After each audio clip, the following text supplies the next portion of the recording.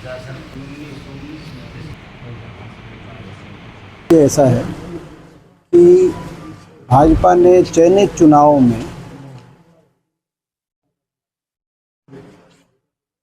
चुनाव आयोग के साथ मिली भगत करके यंत्र मंत्र तंत्र के प्रयोग के द्वारा बहुत सी अनियमितताएं करते हुए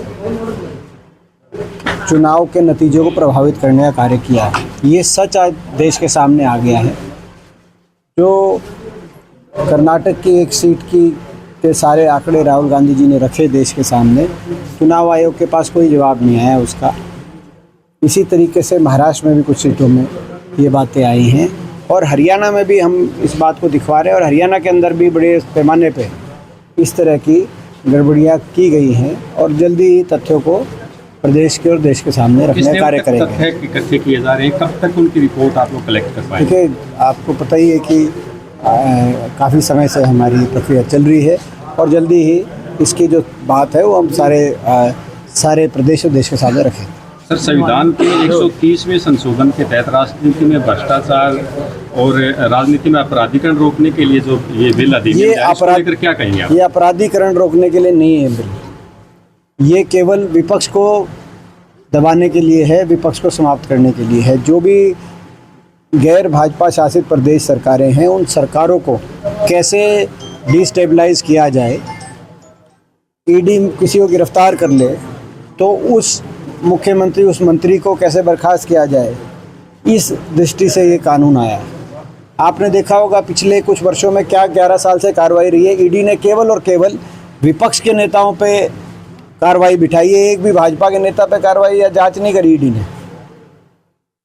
अगर ये कानून लागू हो जाए या लागू होता तो जिस दिन झारखंड के मुख्यमंत्री हेमंत सोरेन को गिरफ्तार किया जाता, वो गिरफ्तारी में रहे कई दिन, उनको बर्खास्त कर दिया गया होता।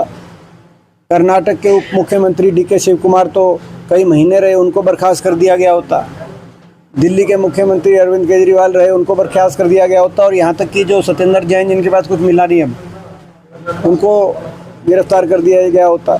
हर विपक्षी पार्टी के नेता को पहले उनको जांच एजेंसियों का दुरुपयोग करके निशाने पे लो, उनको गिरफ्तार करो और फिर उनको बर्खास्त करो, तो प्रजातंत्र पे बहुत बड़ा प्रहार है ये।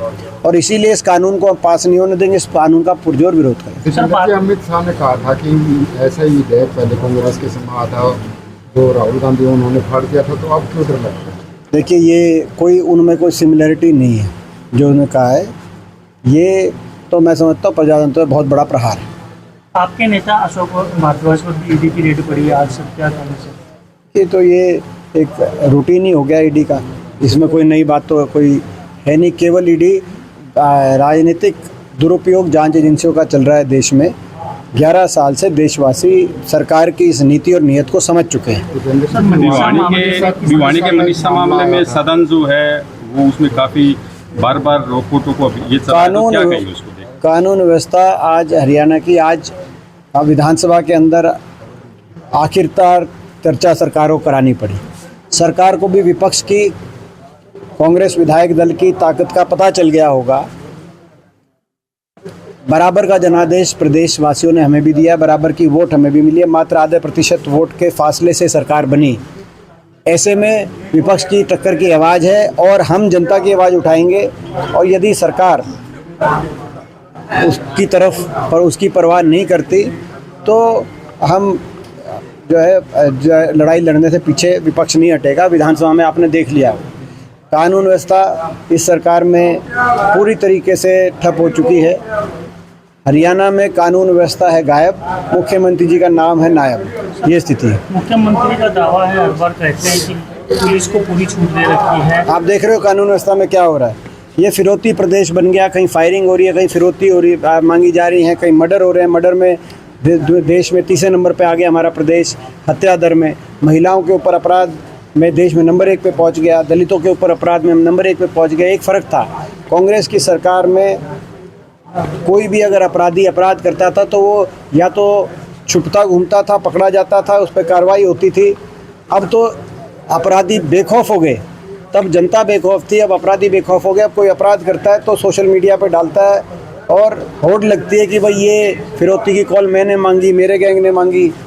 ये आज ये स्थिति बन गई है। तो आज अपराधी बेखौफ है और जनता के अंदर खौफ है। देवेंद्र जी, जो भी आपने पेंशन